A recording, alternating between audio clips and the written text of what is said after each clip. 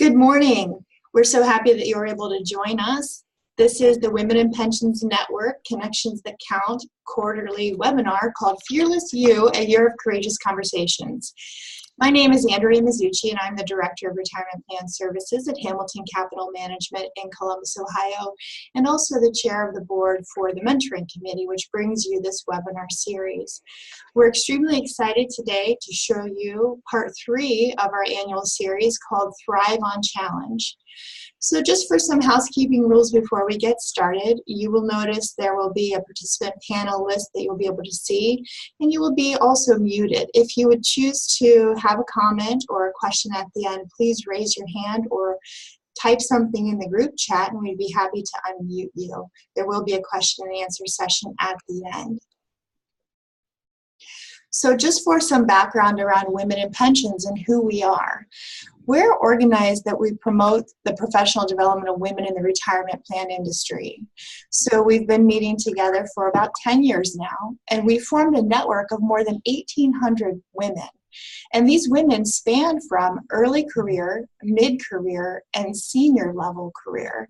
This could be taken from any one of the parts of our industry, the record keepers, any third-party administrators, the defined contribution investment only, mutual fund companies, broker-dealers, registered investment advisory firms, ERISA attorneys, advisors, and consultants. So you're in a very great group of women here today, and we're excited to go through the topic today. So why Women in Pensions?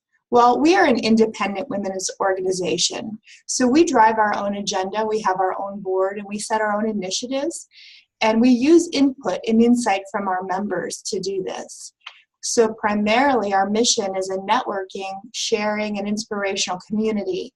And because of this network and this membership-driven agenda, we've grown from 5 to 20 regional chapters in 2018 alone. So if you're new to this call or new to the organization, please look us up. On the website, you'll be able to see the past webinars that we've done. You'll see the membership registration of these 1,800 women that are connected to us. And you'll also be able to attend our Women in Pension events at conferences. You can also follow us on LinkedIn and feel free to join in the conversation there. So I wanted to take 2 minutes and discuss Fearless You. This is our 2018 webinar series. It's called A Year of Courageous Conversations. And there are 4 parts to the conversation. The first one is Take It On. The second, Create Workplace Culture. The third, as today's topic, Thrive on Challenge. And then the 4th part is Gratitude. So why did we develop this 2018 series? Well, a recent study by the Korn Ferry Institute called Women CEOs Speak analyzed 57 current and past women CEOs to identify qualities that drove them.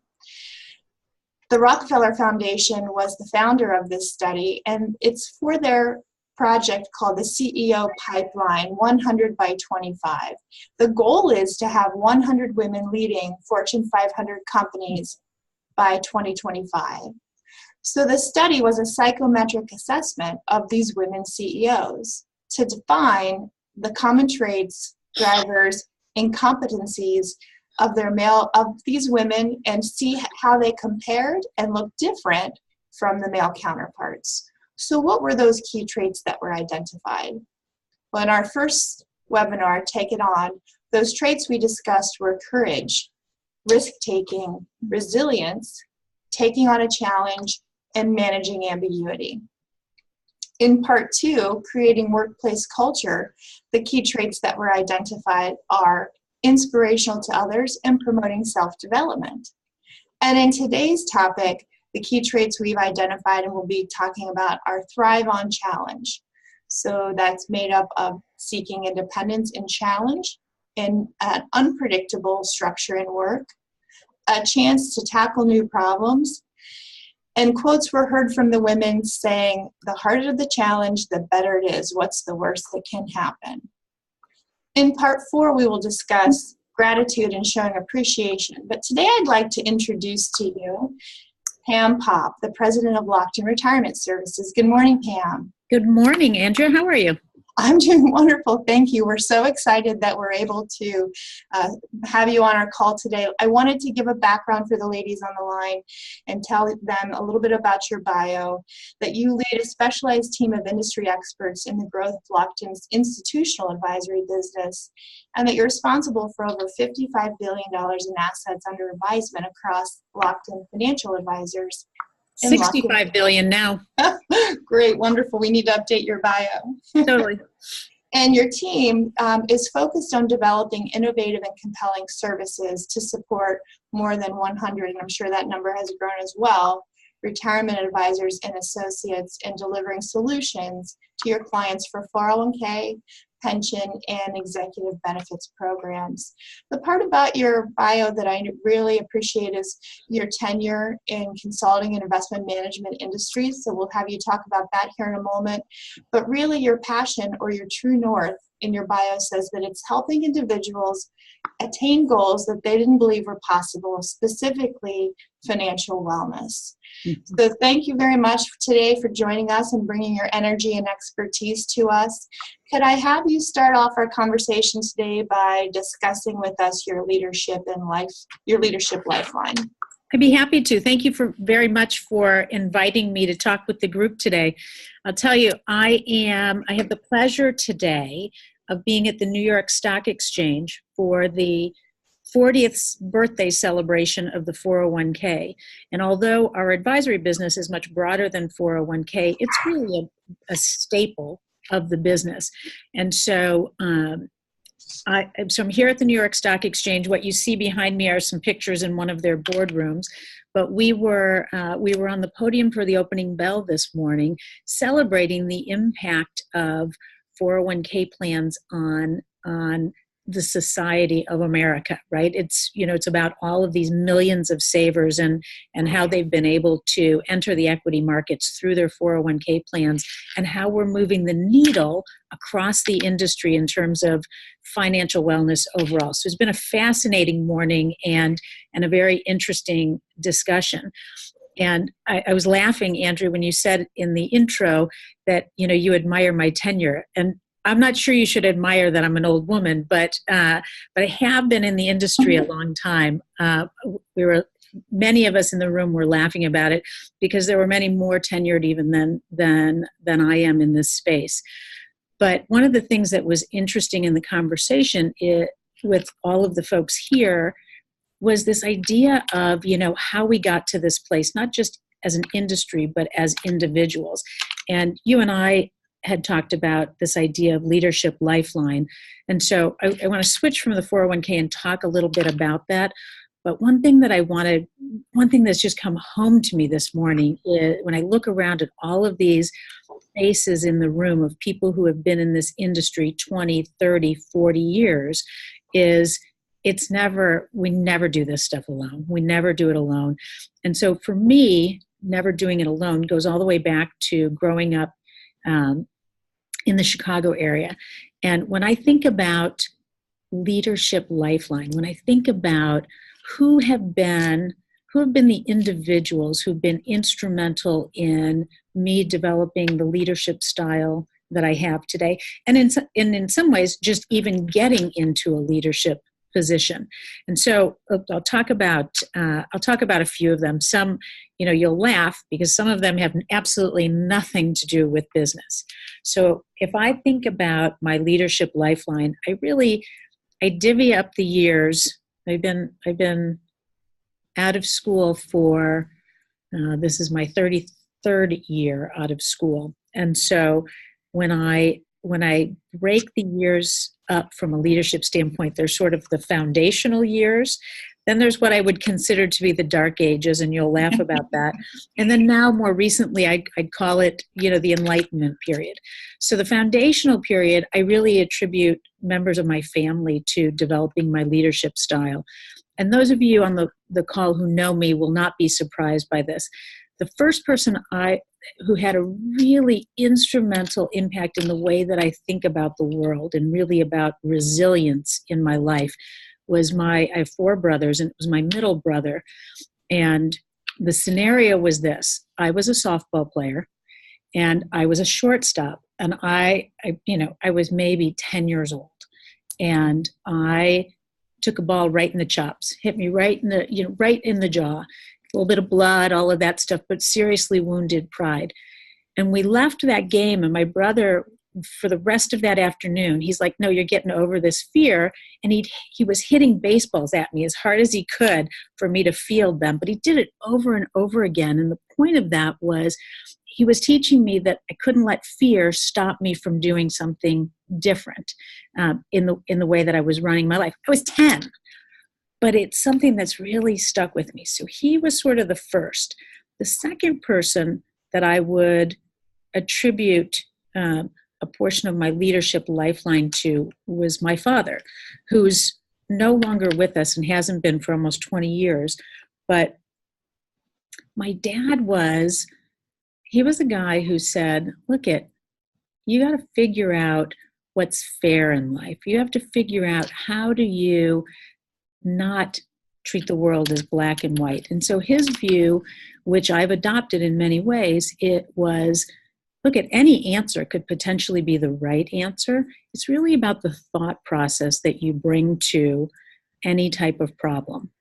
And so I've tried to adopt that, and I've tried to adopt that with the people with whom I work. Show me what your mental model is. Show me the work that you've put in. The answer is less important than the process. And so that's been important for me. So those were my foundational years in my leadership lifeline. Then we entered the dark ages. And in the dark ages, I know this won't be surprising to many of you on the call. The dark ages had a lot to do with interacting with other people in the work environment. So I recall my first job out of school was at Hewitt, and I brought a lot of passion, a lot of energy to the job. And I remember my very first performance review. And this was sort of a negative impact on my leadership lifeline. The feedback that I got was, gosh, you're doing a great job. Keep working really hard. And wow, you're really intimidating. So you can imagine, my view was, I'm not even 5'2". I'm, barely 23 years old. How could I possibly be intimidating?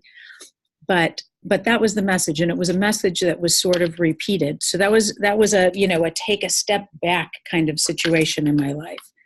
And a second dark ages scenario was the job, the company, and the individual will remain nameless. But I hope many of you haven't had this experience. I was sort of shocked. But the experience was this. I thought that I'd been doing a great job. I was looking to make more money. I went into my boss and I had this great story about why I should make money. And he was an older gentleman, and I can't make this stuff up. He looked at me and he said, oh, sweetie, you don't need to make more money. Your husband's an attorney. I thought that was hilarious, right? One, of course I needed to make more money. And two, not every attorney is a good attorney. It's now my ex-husband.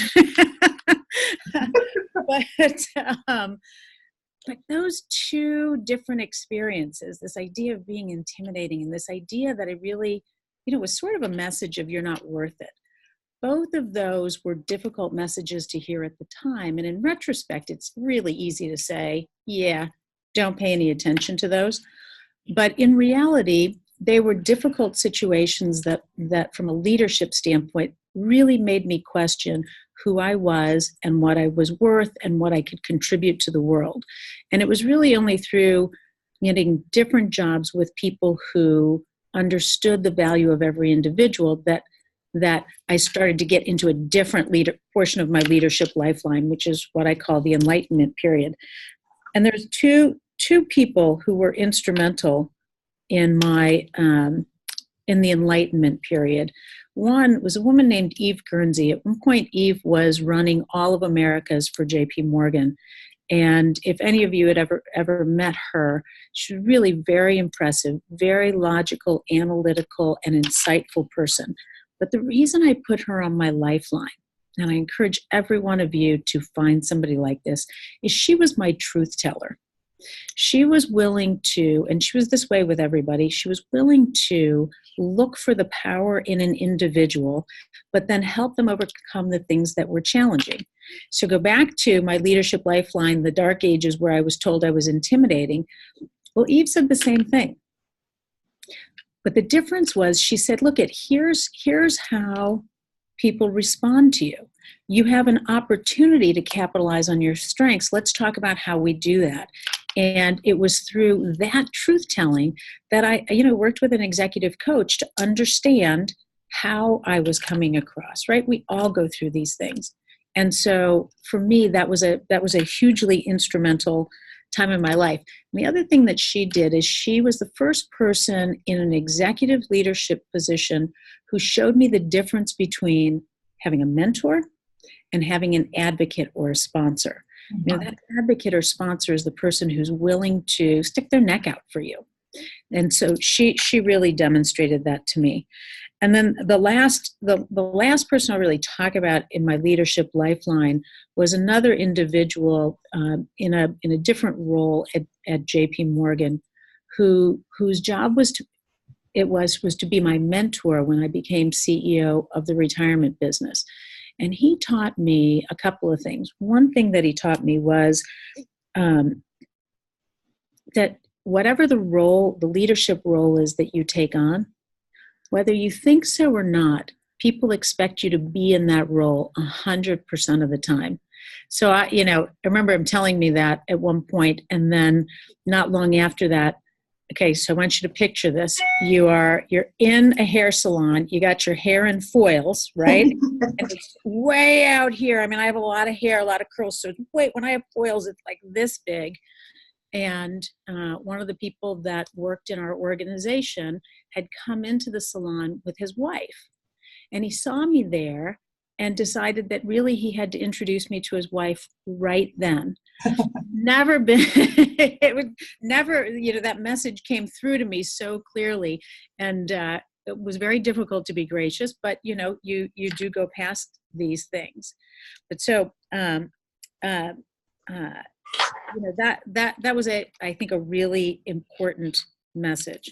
But really since then, my leadership lifeline has been more around individuals that I work with, some who work for me, some who work alongside of me, and really trying to observe and learn from each person, because everybody's bringing something to the equation.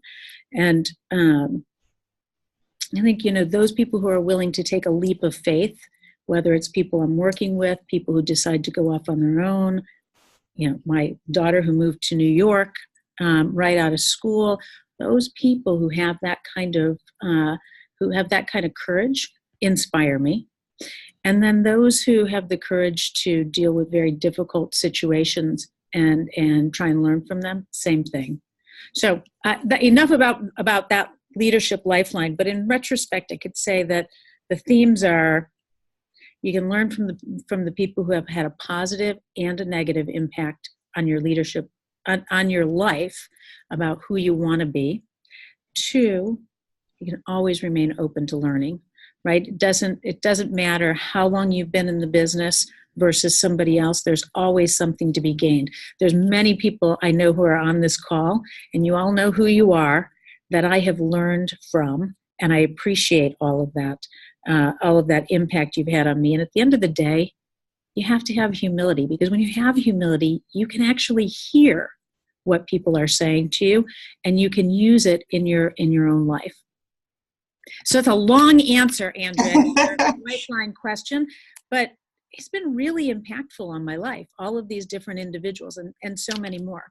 Great, thank you, Pam. I'm really happy that you were able to share with us the foundation, what you've called the dark ages, and then the enlightenment period. So one thing that I was going to ask you next, then, speaking of leaps of faith and being inspired by different difficult situations, talk about your leadership role path. So did you follow a single path or to your leadership roles, or did you zigzag, maybe sampling some different areas of business? I guess the bottom line of that question is, did you always do what was expected, or what kind of broad experiences did you tie together with what results?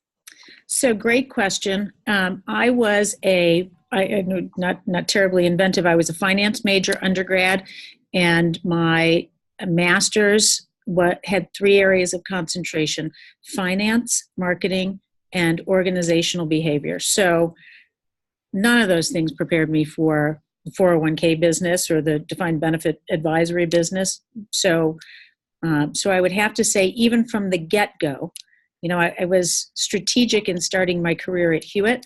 They recruited me from campus, and their headquarters were 30 seconds away from my parents' house. So I thought, oh, this is good. I can live at home and go to work. So nothing strategic there.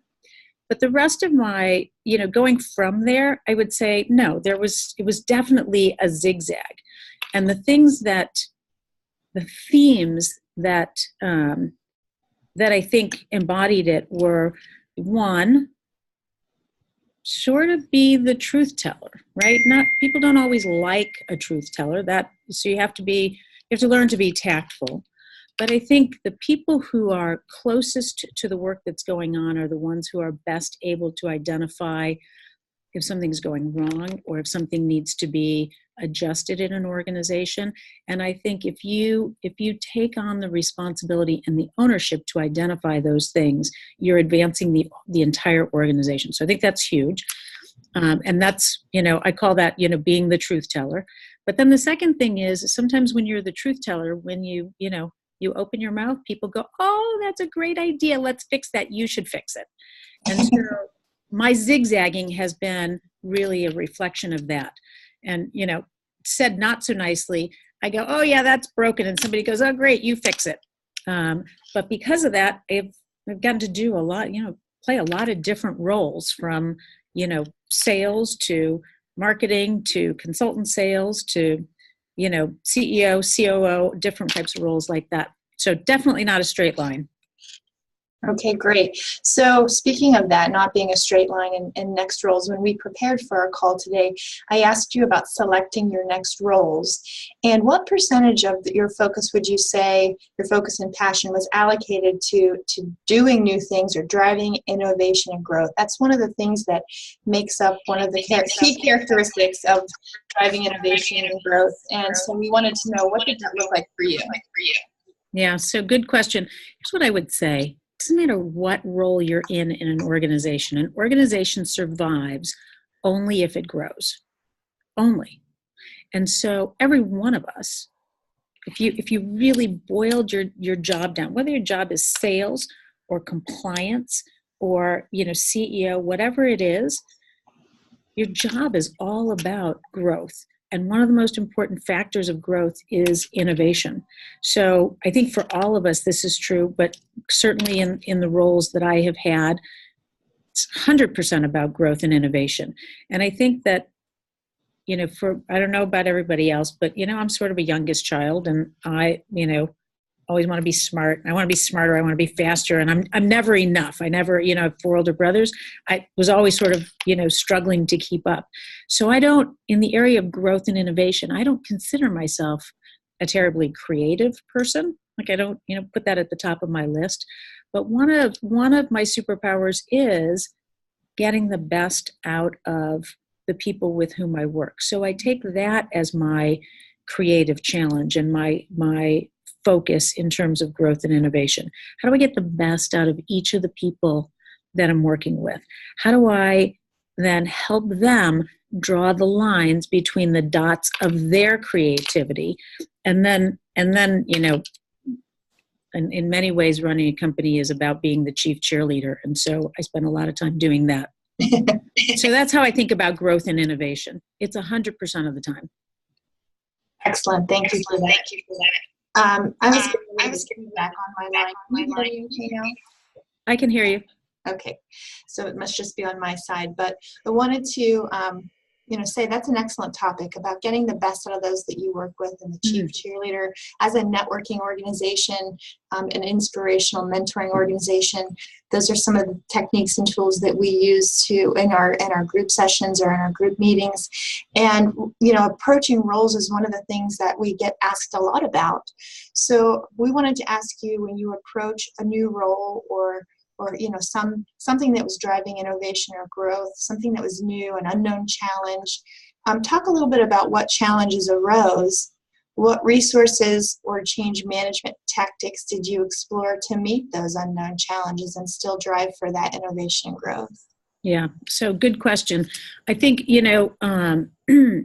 when you're new in a role, excuse me, when you're new in a role, and I know many of you have had this same experience, you know, you're counting on the people who know the business the best to get on board with helping you understand what the challenge is, what the problems are, what needs to be solved, how to do that, and so forth. So I think the first thing that you have to do is respect or honor the decisions that have gotten an organization or a team to the place that it is today, right? People come to work, they do their best job, they make their best decisions given the input that they have. And so when you walk into a new role, to assume you have all the answers is to is to sort of turn off the team that you're walking into. So one, honor the past. Two, you got to introduce what the new factors are, and you've got to take your team and help them understand or become aware of the factors that are influencing. If they're not, if you know, they might already be. Sometimes they're not. Sometimes people are really wed to the familiar. They're wed to the way things have always been done. I mean, you know, you all hear people say it's not the way we do it here. And so you've got to help give people the information to get them to a new understanding of their current reality. And you know, that's about communication, transparency about what it is you're trying to accomplish, and a whole lot of empathy.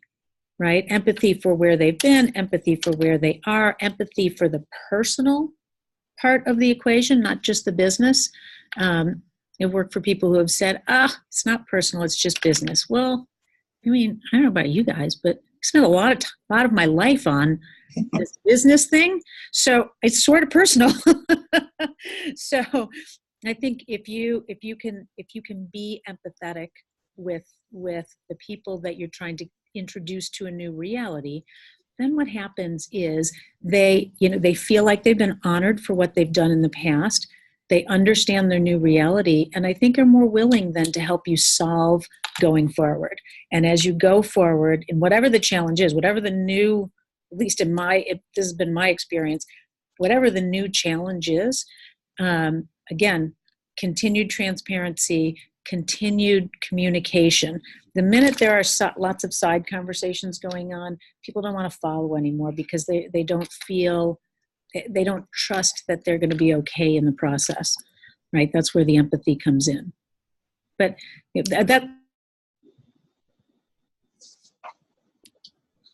Okay, that we're having a little bit of a glitch in your video. The last thing I heard was avoid side conversations because then people don't trust what's going on. That's an excellent point. I wrote that one down. I'm going to definitely use that in our leadership here in our firm. Was there an experience or a certain time during your leadership that you had to ask for help? And this might even be a personal experience or personal event, but asking for help sometimes is a little bit more difficult, maybe as women as well, since we feel like we should be on top of our game and leading. But who did you ask and what was the outcome? So, great question. I'll say again, as a youngest child, asking for help is not something that, well, I should say as the youngest child with 4 older brothers, asking for help was not something that I would naturally do, right? And I think you're right, as women, sometimes we feel like, and I say this, knowing many people who feel this way, I don't know about everybody on the call, but sometimes we feel like if we ask for help, it is a sign of weakness. And I certainly, in my lifetime, have been in that camp.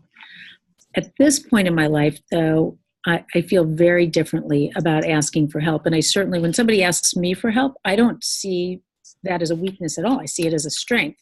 So I don't know why I always thought differently about my own situation. But I'll give you a very, very short story about a very difficult situation that happened in my life in the last year. Excuse me, where I didn't have a choice. I had to ask for help. And sorry, I seem to be losing my voice.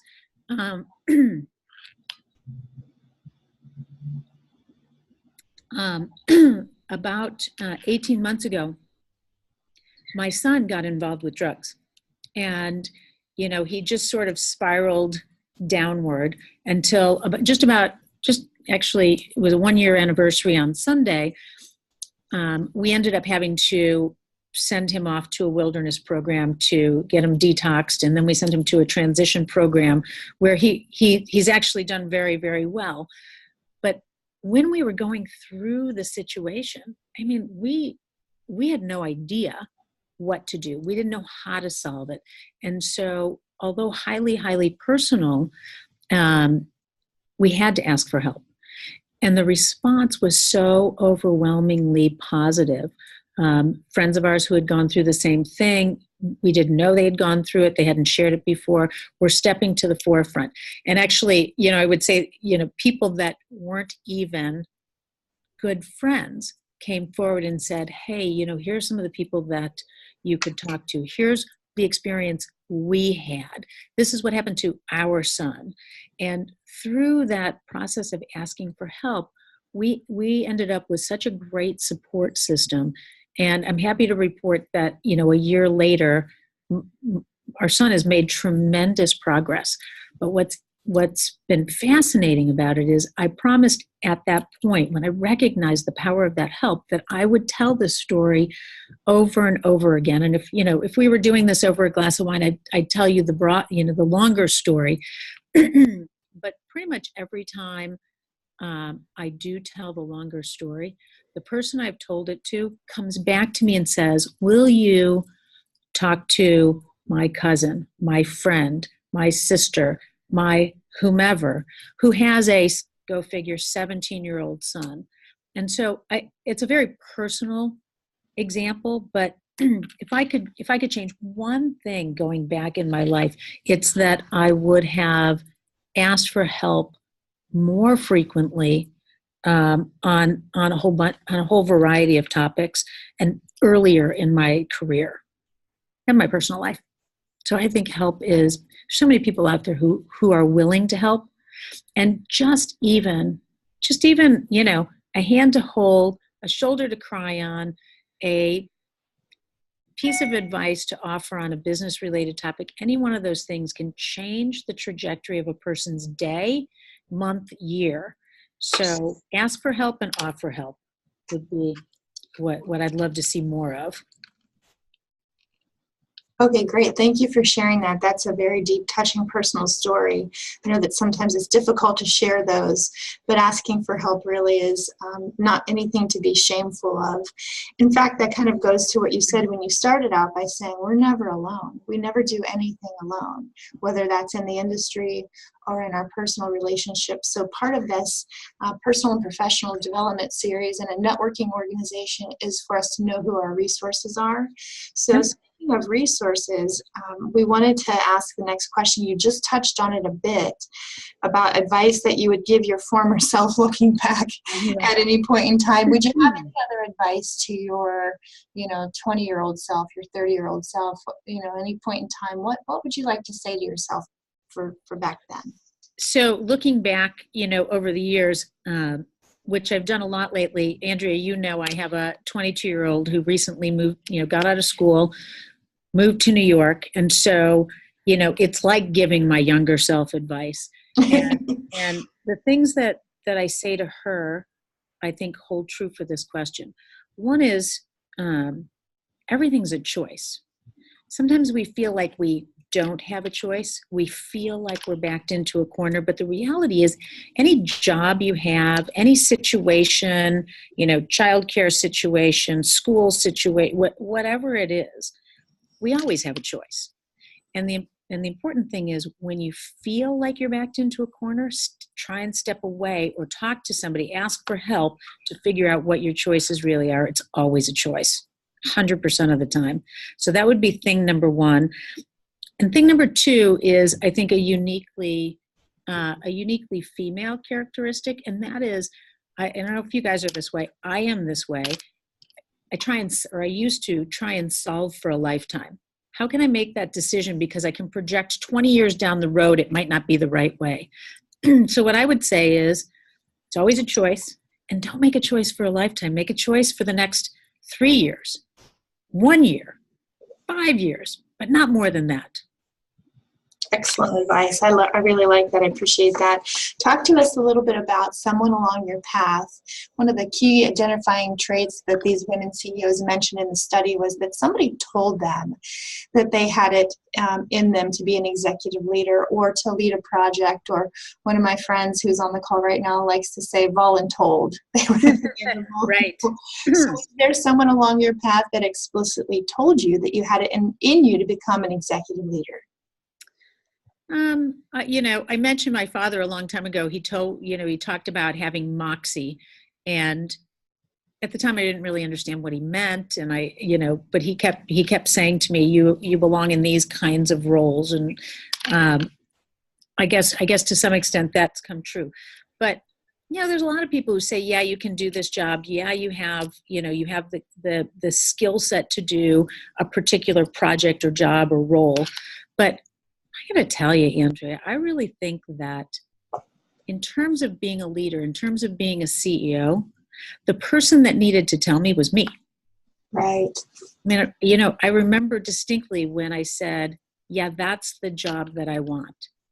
And, it doesn't mean it wasn't, I didn't know I could do it, but I knew I really wanted it. And so half the battle was just identifying it as something that I wanted to go after, and then starting to take the steps to go after it.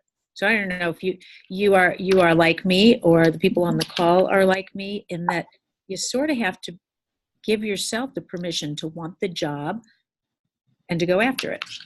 No, I thoroughly agree. I love one of the things that we built within this series because of Courageous Conversations was maybe the first one, and this was an overt or a very subtle theme of our program this year, is one of the toughest or most courageous conversations we have is with ourselves. Totally. Whether it's before a business meeting, before a client meeting, before a personal interaction that may be difficult. So these courageous conversations can stem from within, and really setting that expectation or intention of what the outcome should be. And then if the expectations aren't quite met, try again. Go for something else next time. Compliment yourself. Be enough. Your enoughness is enough. And don't let fear impede whatever progress that you see, or your intention that you've set, whether it's a personal or professional thing. So these are some of the traits that I think our conversation with you is really embodying. So we're getting into some of the last few questions here, Pam, and so they're going to turn to you, the person, a little bit more. So if you wouldn't mind, would you indulge our audience and let us know what you do on Saturday mornings?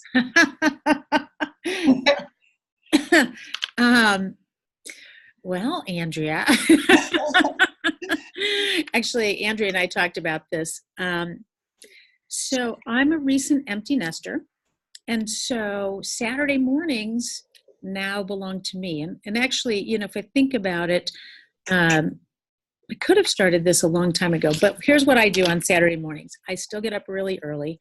That doesn't change on Saturday from Friday or any other day, but I get up early, and I'm at the top of the list on Saturday mornings these days.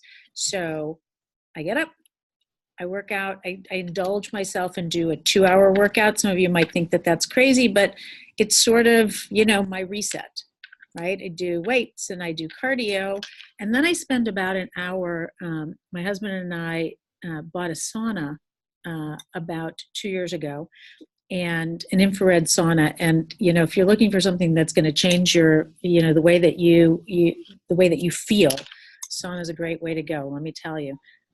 Lots of spas have them too. But so then I spend about an hour in the sauna, and it's an infrared sauna, so it's not so hot, so you can spend an hour in it. But in the sauna, I either read, which is a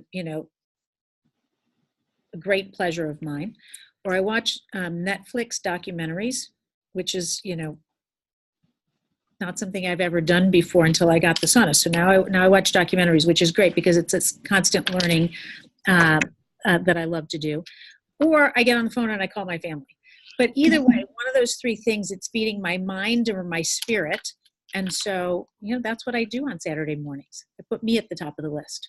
I love that. I think taking care of ourselves, we're no good. It's the old analogy of the airline oxygen mask. If we're not fueling ourselves, then we are not going to be of any value, a team, a company, a family, if we're not taking care of ourselves. So when I asked you that question in our pre-call, I was extremely excited that you were willing to talk about that and give us some details about that. So we would just tell all of our listeners, if you want to know more about that, just go online and look at a couple of those things. But really resetting yourself, taking care of yourself physically, emotionally, and mentally is what feeds or fuels into being able to be a high producer or a wonderful leader.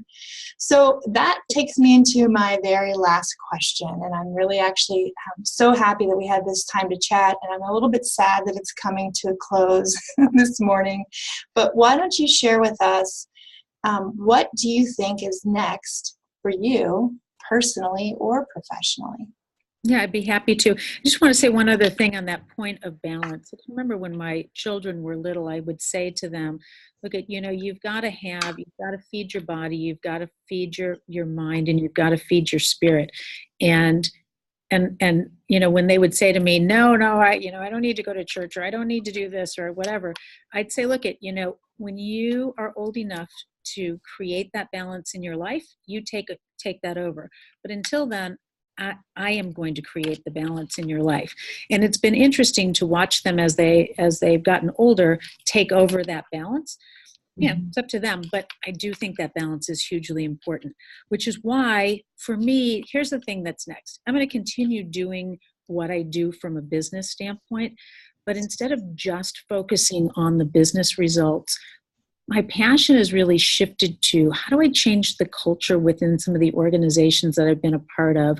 How do I drive inclusion? So not so much diversity, because I think, diversity is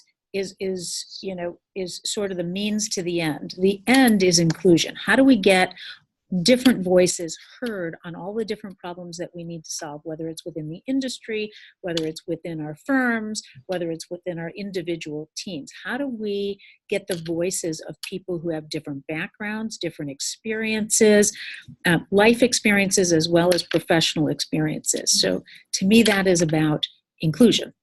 And so I've been spending a lot of time lately talking about inclusion and the diversity that comes from that approach. And I've been talking about it at industry events. I've been talking about it internally within Lockton.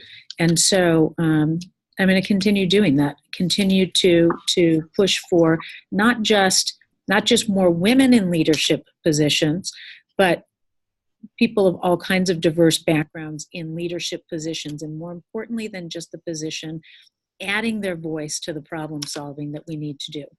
Great. I love that answer. So now we're going to let you field a few questions. Okay. I know we have some people on the line. We've got about 57 that were in attendance. And if anybody has a question, I'm going to flip over to the attendee screen and just raise your hand, and I will allow you to have an unmuted button. So this may take a minute. Typically people want to respond, but it does take just a couple seconds.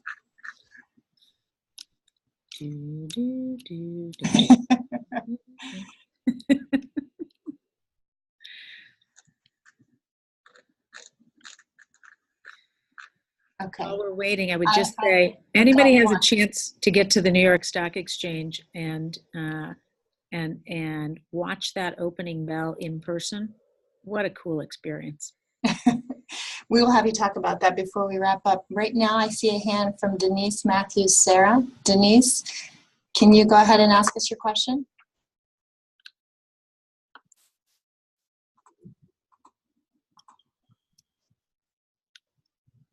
Just 1 second. I think she's not unmuted yet.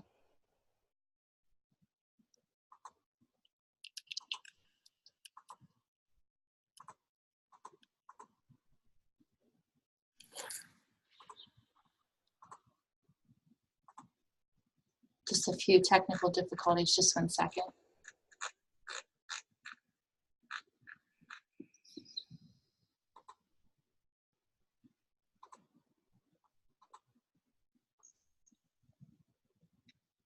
It looks like her version of Zoom is an older version, so allowing that to talk is not going to happen. But Denise, if you would like to type in your question, I'll be happy to ask for you.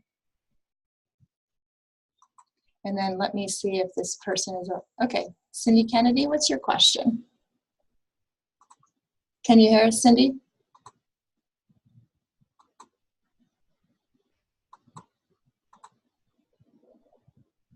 Okay, it looks like you're unmuted. Cindy, can you go ahead and ask our question?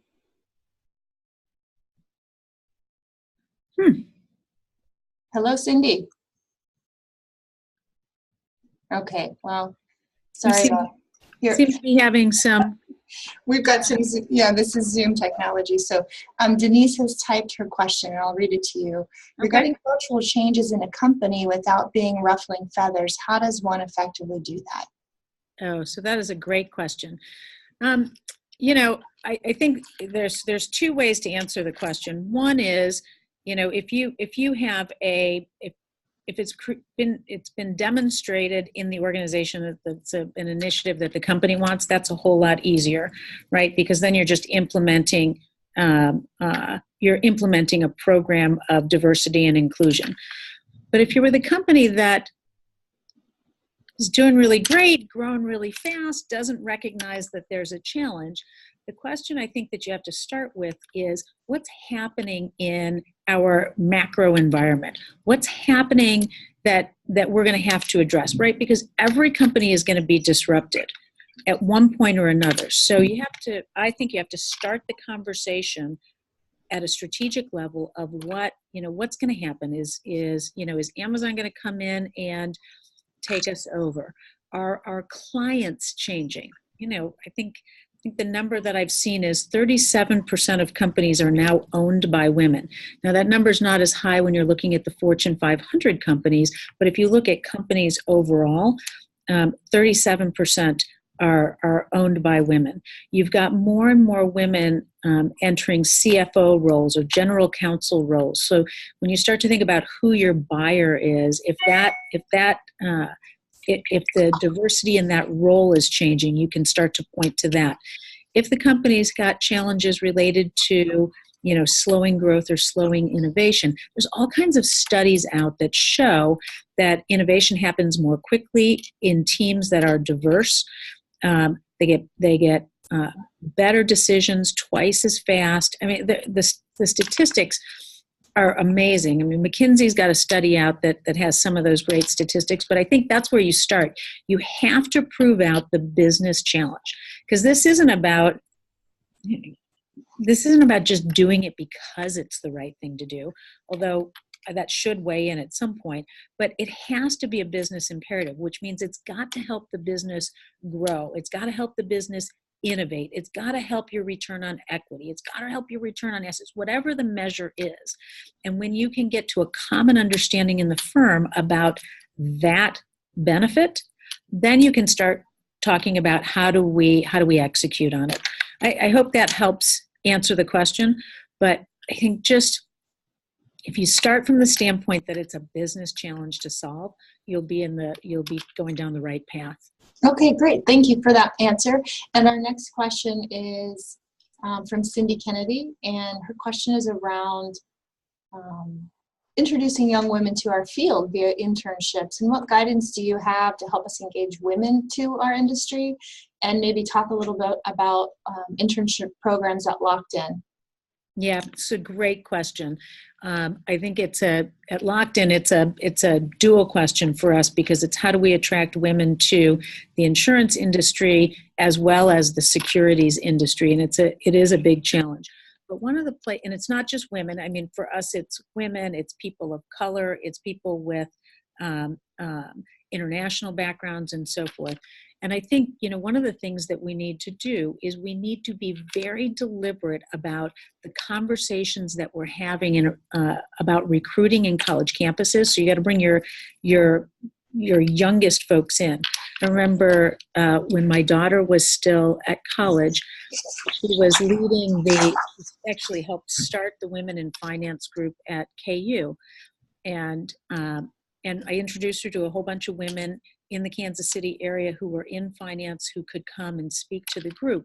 But um, but when I actually went to speak with them, I was thrilled at the other speakers they had, but I was not so thrilled with the professors that they had, who were telling a story about their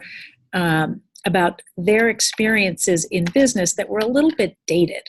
And so I think if we're deliberate about who we send to have conversations with these young women and other folks on campus, and we generate some energy and we make them understand how much fun it could be. We show them the kinds of events that they could attend. I mean, I just think about this whole thing with the opening bell. If I could share this video with young people on college campuses, they're going to go, whoa, that's someplace I want to be. That's something I want to do. That's influence I want to have. So I think if we can start there with young folks and a broader number of schools, I think we're in a good spot. When you think about broader diversity, it's about different colleges and universities. If you're looking for people of color, as an example, there are specific colleges and universities that give us a broader access to that kind of diversity, and we need to pursue it. When we're thinking about people mid-level and above in their careers, it's about the skill set. And you don't have to have been in the securities industry to be able to, for example, at Lockton, to come in and be an advisor. It helps that you've got that background, but it's not necessary. There are transferable skills from one industry to the next, and we need to be open. We need to be open to considering that. That's how I would look at it. And those are the things that we are actually doing at Lockton, each one of the things I've identified. Okay, excellent. And then we've got one more question from Lisa Allen. She said, thanks for doing this. She's been told that she was intimidated in the past couple of years by a previous boss and was told to soften. She's in a very new role now in a new firm and finding that she's trying so hard to be the opposite of intimidating. What is your best advice on how to get my confidence and my moxie back while still taking into account the comments I received from my previous boss in a productive way? Great question. God, I love that question. So one, I'm sorry that you got that message, because I think that's just, it's not helpful, right? So I think this is really about understanding the impact that you're having on other people. And you're going to have to step out of your comfort zone. I mean, if what you've been trying to do is soften, now it's time to step back up and just, take one more step each time you're interacting with somebody to find the right balance. It's not about what you're saying or even how you're saying it. It's about the impact that you're having. So what might be intimidating for the one person at the old firm who gave you that feedback isn't necessarily true of other folks. So just, turn your EQ up and pay attention to the impact that you're having, and wear color. I'm no kidding. Don't wear black all the time. I don't know if you do or not, but that can help. That's to say, but it can help. Oh, I love that. That's a perfect note to end on. We don't have any other questions, although I will say she just typed, "Oh my gosh, I wear black daily," and I think I'm sitting here in black as well. I have, let's be clear, Lisa. I have black on too, a black turtleneck, black pants, but I softened it with my red jacket. Oh, I love that. I love the reality of your confidence there. So we don't have any other questions, but we do have a few more minutes. I'll be willing to take a few more. Is there anything else you'd like to leave us with, Pam? No, yes, not no. Yes, I'd just like to say thank you again for giving me the opportunity to be in front of the group. And you can see from some of the names that there are some folks out there that I know. So I want to say a hello to all of them. And then I guess I would leave you with this, right? That your leadership style has to be your own. And it's all about whether or not you can create a vision, whatever challenge you're faced with, really home or at work, if you can create a vision for how to solve that, if you can show people where they fit in that vision, if you can help them understand the value that they bring to the equation, because everybody does. right? Doesn't matter what role somebody plays. Doesn't matter if it's the person cleaning the bathrooms at work or it's the CEO. Everybody has a role to play, and unless they play it, you cannot succeed at the level that you need to. So find your leadership style in that and help create the vision that makes people want to follow. Very powerful. Thank you so much for your time today. We're so grateful that you were able to share with us all the wonderful tips and insight into your leadership and your roles in the past and thriving on challenge. We'd say you've taken on quite a bit of challenge, and we're looking forward to seeing what you do next, and wish you all the luck in the world with your family and Lockton. Thank you. And everybody go to cnbc.com, search Opening Bell, and watch me wave the flag for the 401k 40th birthday. Absolutely. Thank All right, you, everybody. Have a great day. Information will be on our website as a recording, so if you'd like to share that with anybody who missed it, we just want you to know that that's possible, as well as the previous webinar series that we've done. So thank you to Women in Pensions members. It's truly you that makes this work, and amazing women leaders like Pam. So thank you, Pam. Thank you. Take care, everybody. Bye now.